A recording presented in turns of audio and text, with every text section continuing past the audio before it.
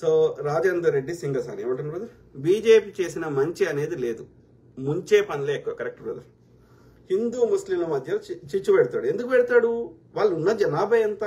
500 సంవత్సరాల నుంచి 1000 సంవత్సరాల నుంచి మేము అన్నదమ్ములే కలిసి ఉన్నాం. సడన్ గా ఎందుకు కొట్లాడతాం? మాకు కొట్లాడాల్సిన అవసరం ఏంది? వాళ్ళు కొట్లాడతలేరు అయ్యా. వాళ్ళు ఎవరో కాదు, ఆ విదేశాల నుంచి వచ్చిన ముస్లిమ్స్ కాదు వీళ్ళు. ఆ తురుష్కులు, అదే టర్కీ వాళ్ళని తురుష్కులు అన్నారు. టర్కీ దేశం నుంచి వచ్చిన వాళ్ళని. ఈ మొఘళ్ళు రాకముందు ఉన్న వాళ్ళంతా ఎక్కువ మంది, కొద్ది మంది మాత్రమే ఈ ఆఫ్ఘనిస్తాన్ నుంచి వచ్చిన వాళ్ళు, షేర్ షా సూరి అట్లాంటి వాళ్ళు.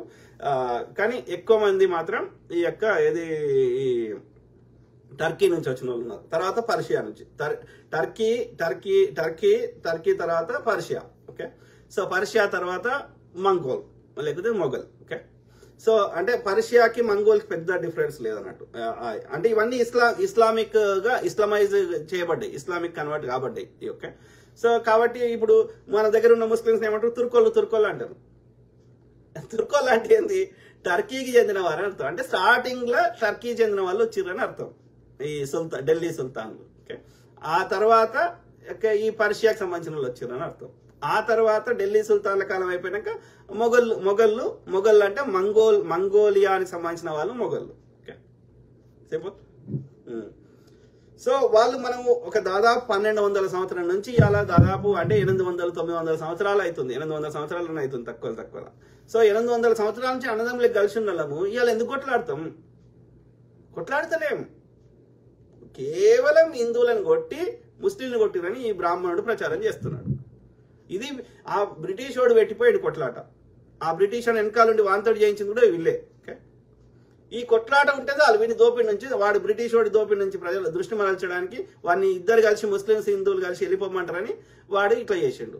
ఎవడు ఆర్యుడైన బ్రిటిష్ వాడు. ఇవాళ ఈ ఆర్యుడు కూడా అదే చేస్తున్నాడు. వీని ఏడా పర్షియాకి వెళ్ళిపోమంటారని ఇది చేస్తున్నాడు. అంతే. హిందూ ముస్లిం మధ్యలో చిచ్చులు. Correct brother. నోట్ల రద్దు చేసి మిడిల్ క్లాస్ వాళ్ళు మాత్రమే నోట్ల రద్దు చేసి లైన్ లో చచ్చిపోయారు. కరెక్ట్. 2 కోట్ల జాబులు అన్నాడు. 2 కోట్ల అంటే ఇవాళ 11 ఏళ్ళు అంటే 22 కోట్ల ఉద్యోగాలు రావాలి. 22 కోట్ల మంది చదువుకున్న వాళ్ళు ఉన్నారా మన దేశంలో? అంటే ప్రతి ఒక్కడికి ఉద్యోగం వచ్చేది చదువుకున్నోడికి. మరి ఇచ్చిండా? ఏం చెప్తా అంటే మన రాష్ట్రానికి తక్కువ ఇంచుమించు కోటి ఉద్యోగాలు వచ్చేటి 22 కోట్లకి వెళ్ళి. ఎందుకంటే ఇప్పుడు ఈశాన్య రాష్ట్రాలు బుడ్డగా ఉన్నాయి కదా, అస్సాము, మిజోరాము, నాగాలాండ్, ఆడ కోటి మందే లేరు కదా. కాబట్టి ఈ మన దగ్గర కోటి పైననే వచ్చేది. కోటి మందికి పైగా మనకు ఉద్యోగాలు వస్తే ఇక ఈడ ఓడరా అసలు పని చదువుకున్నోడు కావాలి మేము ఉద్యోగం ఇస్తామనే స్థాయి ఉండేది. ఇవాళ ఈ పరిస్థితి ఉండకపో కదా. మరి ఎన్ని ఉద్యోగాలు ఇచ్చిండు? మొత్తం 11 ఏళ్ళ 5-6 కోట్ల ఉద్యోగాలు కూడా ఇవ్వలేదు అనుకుంటా నాకు తెలిసి. Very unfortunate. అందుకే అంటున్నా, దరిద్రపులు వచ్చిర్రు ఇయ్యరు. వాళ్ళకి ఇవ్వకపోవడానికి కారణము ఉన్న ఖాళీలు భర్తీ చేస్తున్నారు. కారణం ఏంది? వాళ్ళు కేవలం మన ధర్మశాస్త్రమే రాసుకున్న పుస్తకం తప్పు రాసుకున్నారు. అంతే, వాడు ఆధిపత్యం ఉండాలని రాసుకున్నాడు. 2 కోట్ల జాబులు అన్నాడు. ఖాళీ ఉన్న ఆర్మీ 1, 10, 100, 1000, 10,000, 18 లక్షల పోస్టులే భర్తీ చేస్తలేరు. ఖాళీగా ఉన్న 18 లక్షల పోస్టులు భర్తీ చేస్తలేరు. ఒక దేశం ప్రథమ పౌరులకు జీతం ఇవ్వడానికి వాళ్ళకి మనసు ఒప్పుతలేదు. అందుకని ఈ అగ్నివీర్ అని తీసుకొచ్చారు. 4 ఏళ్ళు వాడుకొని దొబ్బాయి. Very unfortunate. ఇక అట్లా 4 ఏళ్ళు వాడుకొని దొబ్బేయమంటే వాళ్ళు ఎంత డెడికేటెడ్గా పనిచేస్తారు ఆలోచించాల్సిన విషయం. అంటే దేశ భద్రతని నువ్వు ఏమంటారు ప్రమాదంలో పెట్టినట్టు అయిపోయింది ఇప్పుడు. ఇది ఐటీ మళ్ళీ వాళ్ళు సచ్చటోళ్ళు ఎవరు? మళ్ళీ ఆర్యుడు ఎవడు ఉంటాడు? మీరు చూడండి, ఆ దేశ ఆర్మీలో కూడా ఎవరు? ఆ పంజాబ్ వాళ్ళు ఉంటారు, బీసీ ఎస్సీ ఎస్టీలు ఉంటారు. కానీ మళ్ళీ బ్రాహ్మణుడు ఆర్యుడు ఎవడు ఉంటాడు? ఉంటే ఆఫీసర్ ఉంటాడు కానీ కింది స్థాయి ఉంటాడు. మీరు గమనించండి. ఐటీ కట్టిన వాళ్లకు బ్లాక్ మనీ తెచ్చి వాళ్లకు 15 లక్షలు ఇస్తాను అన్నాడు. ఏవి? ఇంకా బ్లాక్ మనీ పెరిగింది విదేశాల్లో. అధికారిక గణాంకాలే చెప్తున్నాయి. వీళ్ళు కావాలని అది పోవాలని ఏనాడు కొట్లాడతలేరు. అదేంది, అది చట్టం తెస్తా అన్నారు కదా, కరప్షన్ పోవాలని చెప్పి. అది దాని పేరు మర్చిపోతుంది. తెచ్చిండా? Very unfortunate.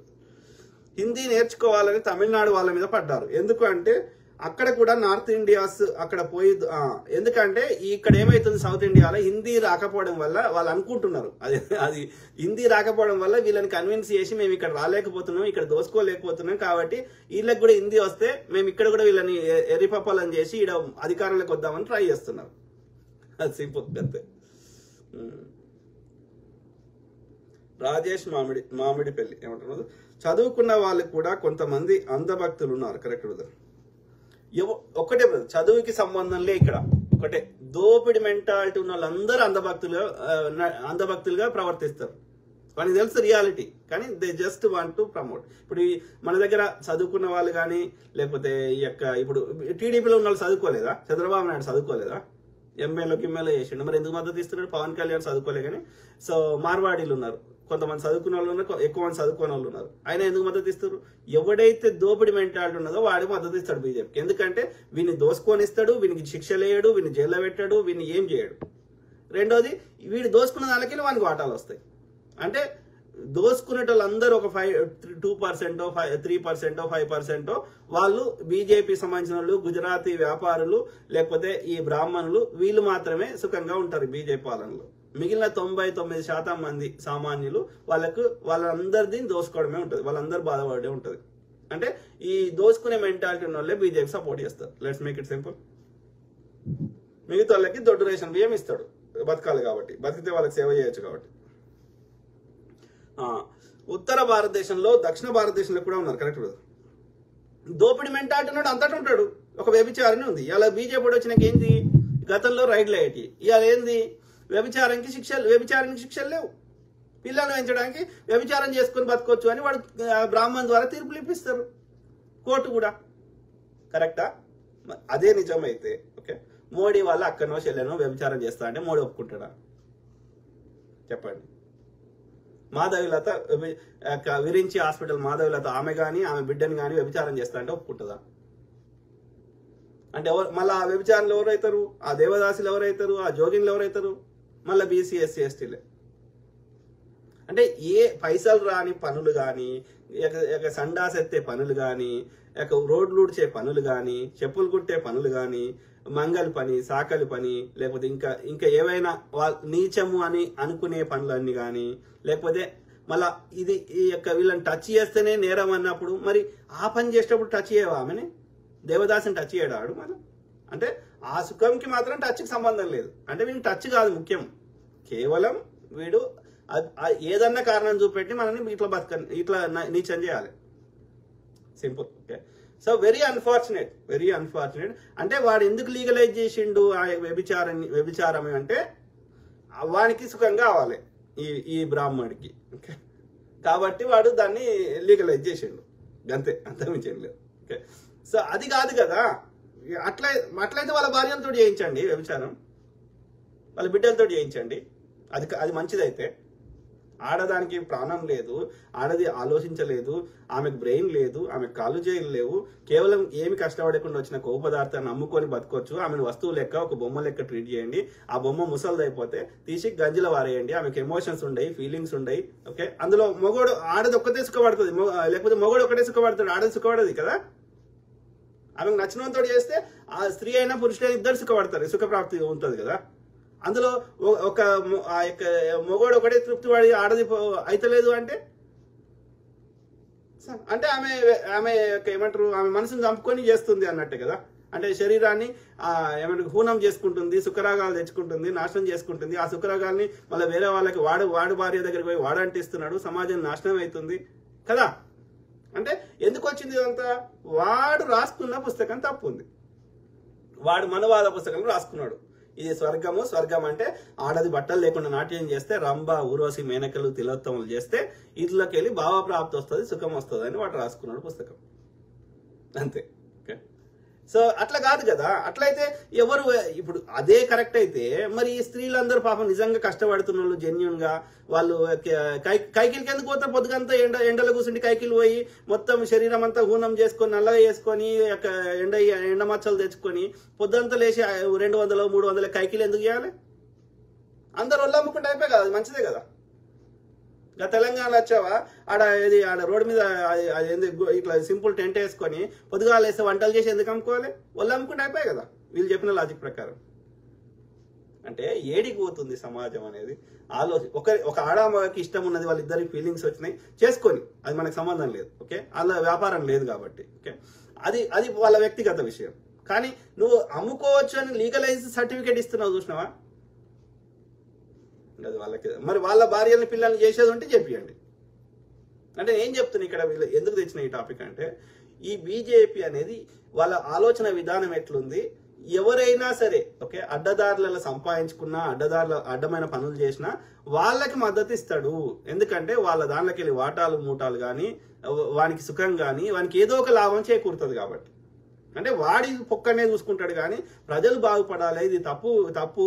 మానవ సంబంధాలు పోతాయి, భార్యాభర్తల అనుబంధాలు పోతాయి, కుటుంబ వ్యవస్థ నాశనం అయిపోతుంది. లేకపోతే వీళ్ళందరి సంపద నేను దోసుకుంటే వీడెట్లా దీన్ని బతుకుతాడు, వీళ్ళందరి దగ్గర పైసలు ఉంటే నేను వీళ్ళ యొక్క వ్యాపారాలను చిరు వ్యాపారస్తులు అందరి దగ్గర నడిస్తే వాళ్ళందరూ యొక్క దేశానికి ఒక కాలో చెయ్యో అదాని అంబాని అభివృద్ధి అంతే అది రోగం అవుతుంది, బోధకాలు అవుతుంది, లేకపోతే ఇంకో రోగం అవుతుంది. అన్ని సామాజిక వర్గాల అభివృద్ధి అంతే. అందరి దగ్గర పైసలు ఆడితే వాళ్ళందరూ వస్తువులు అనుకుంటే నాకు ట్యాక్సులు కడతారు, ఆ ఉన్న ట్యాక్సీలను నేను దేశాన్ని అభివృద్ధి చేయడానికి వాడతా, అప్పుడు నా దేశం ఒక అభివృద్ధి అమెరికా లాగా ఫ్రాన్స్ లాగా ఒక ఇంకో దేశం లాగా తయారవుతుంది అన్న ఆలోచన వానికి లేనే లేదే. నా ఇల్లు మంచుకుంటే చాలు, బయట ఏమన్నా కానీ నాకు సంబంధం లేదు. ఎందుకంటే ఆ బయట ఉన్నోడు ఇంకో బ్రాహ్మణుడు కాదు, ఇంకో ఆర్యుడు కాదు, ఇక్కడ దేశం మూలవాసి శూద్రుడు. అంటే వాడి ఆధిపత్యమే వాడు రాసుకున్న పుస్తకం. అంతే. పుస్తకం తప్పుంది కాబట్టి డాక్టర్ బాబా సాహెబ్ అంబేద్కర్ గారు ఇది సోర్స్ ఇది ఉంది కాబట్టి దాన్ని షింపు కాలబెట్టమని చెప్పారు. మనం కూడా అది వేయాలి. సింపుల్. అప్పుడే నిజమైన అంబేద్కరిస్ట్ అవుతారు. అంతేగాని అంబేద్కర్ బొమ్మ పెట్టుకొని ఆయన పూజ చేస్తే అంబేద్కరిస్టులు గారు. అప్పుడు నువ్వు కూడా వాడు మూఢ భక్తుని అంధభక్తుని తయారవుతున్నావు. ఎవరైనా మహనీయులై ఓకే ఒకవేళ రాముడు మంచోడని వాడు నమ్మితే వాడు ఆర్యుడు ఓకే నిజంగా రాముడు చెప్పినవి పాటిస్తే అది లెక్క అవుతుంది. నువ్వు పొద్దుగాలేస్తే 100 మందితోటి తిరిగేసి వచ్చి ఇక రాముడు ఏకపత్ని వ్రతుడు, రాముడు దేవుడు అంటే కలవదు. అంటే రాముని కూడా మోసం చేస్తున్నట్టే. ఎవరైనా ఏ మహనీయుడైనా, గాంధీ కానీ అంబేద్కర్ గారు కానీ ఇంకోరు కానీ సుభాష్ చంద్రబోస్ గారు వాళ్ళు చెప్పిన చెగువీర కానీ ఇంకో ఎవరైనా ఎవరికి నచ్చిన వాళ్ళు గొప్పవాళ్ళు అని నమ్మితే ఓకే వాళ్ళకి పూజలు చేసాడు కాదు మనం చేయాల్సింది. వాళ్ళు చెప్పిన సిద్ధాంతాలని మనము అమలు చేసే ప్రయత్నం చేస్తే, బుద్ధుడికి మొక్కితే కాదు మనం బుద్ధిస్టులము, బుద్ధుడు చెప్పిన సిద్ధాంతాలని మనం ఆచరణలో పెట్టుకుంటే, మన జీవితాన్ని బాగు చేసుకుంటే, ఆ మనం బాగుపడి మనము సంతోషంగా బతికి 10 మందికి దాని ఫలితాలు అందేటట్టు చేస్తే అప్పుడు మనం నిజమైన బుద్ధిస్తం అవుతాం. సింపుల్. ఎనీ సిద్ధాంతం ఇక చెడగొట్టే సిద్ధాంతం ఉందనుకో ఇక అది నేరం అవుతుంది చట్టం ప్రకారం, వాళ్ళకి శిక్షలు పడాలి.